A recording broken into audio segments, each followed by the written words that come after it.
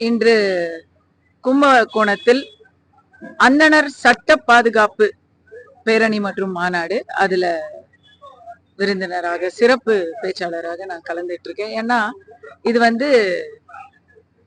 முதல்ல நவம்பர்ல சென்னையில நடந்துச்சு. அங்க நான் என்ன பேசினேன், அதுக்கப்புறம் என்னெல்லாம் நடந்ததுன்னு எல்லாருக்கும் தெரியும்.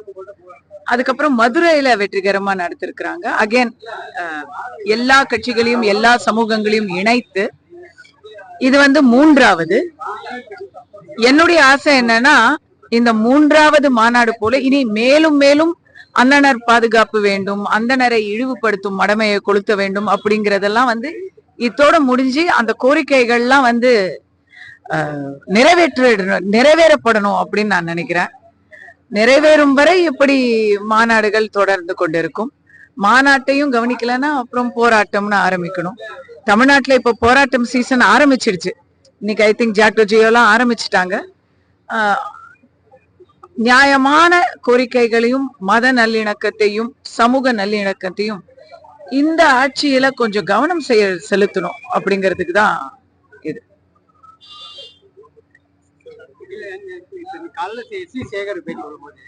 நான் பாக்கல. தமிழ்நாட்டுல ஒண்ணும் அந்தணர்களுக்கு பாதுகாப்பு நிலையெல்லாம் ஒண்ணு இல்ல, அப்படி மாநாடுலாம் ஒண்ணு அப்படின்னு தேவையில்லை இல்ல. எஸ் வி சேகர் அவர்கள் அவருடைய சொந்த அனுபவத்தை வச்சு அவர் சொல்றாரு. ஏன்னா இத்தனை நாள் அவரு பெண் பத்திரிகையாளர்களை ஆபாசமாக பேசியதற்காக பலவிதமான வழக்குகள், அச்சுறுத்தல்கள், இப்படி எல்லாம் அவர் பாதுகாப்பின்மைய அவர் உணர்ந்திருப்பாரு. இப்ப எப்ப அவர் திமுக பக்கம் மொத்தமா சாஞ்சிட்டாரோ, இப்ப அவருக்கு அந்த பாதுகாப்பு நிறைய கிடைச்சிருச்சு. அத சொல்றாரு. தமிழகத்துல பாதுகாப்புன்னு நம்ம சொல்லும் பொழுது அவங்கள உடல் ரீதியா பிசிக்கல் அசால்ட் அப்படி நம்ம சொல்ல வரல. சொல்லும் போது நம்ம அவங்களுக்கு உயிருக்கு ஆபத்து, பிசிக்கல் அபியூஸ் அப்படி நம்ம சொல்லல. பட் ஒருத்தங்களுடைய உயிரை விட மானம் முக்கியம் இல்லையா? அவமானப்படுத்திக்கிட்டு இருக்கிறது, இழிவா பேசுறது, கண்ட பேர் சொல்லி பேசுறது, எப்ப பார்த்தாலும்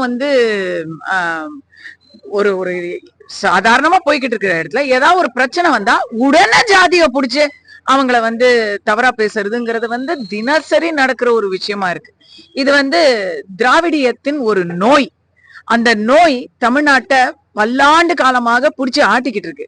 என்னைக்கா ஒரு நாள் அத நம்ம அந்த நோய்க்கு மருந்து கண்டுபிடிச்சுதான் ஆகணும். எத்தனை நாளைக்கு? இன்னும் பேஷண்ட் செத்து போனதுக்கு அப்புறம் மருந்து கண்டுபிடிச்சு பயன் இல்லை. இது கடைசி stage, critical stage. we have to do. இப்பத்தான் ஈவே ராமசாமி நாயக்கர் அவர்களுடைய கட்டமைப்புகளை பத்தி தலைவர்கள் பேசுறாங்க. இப்போதான் முன்னாடி அப்படி பேசக்கூட முடியாது, யாருக்கும் தெரியாது. இப்பதான் வரலாறு எடுத்து எது உண்மை, எது பொய், எது ஸ்டிக்கர் அப்படிங்கறத பேசிக்கிட்டு இருக்காங்க. இந்த நேரத்துல தான் நம்ம அந்த கேள்வியை எழுப்ப முடியும், குரலை எழுப்ப முடியும். ஆமா, பிராமணர்களுக்கு தமிழ்நாட்டுல ஒரு நல்ல நிலைமை இல்லையே.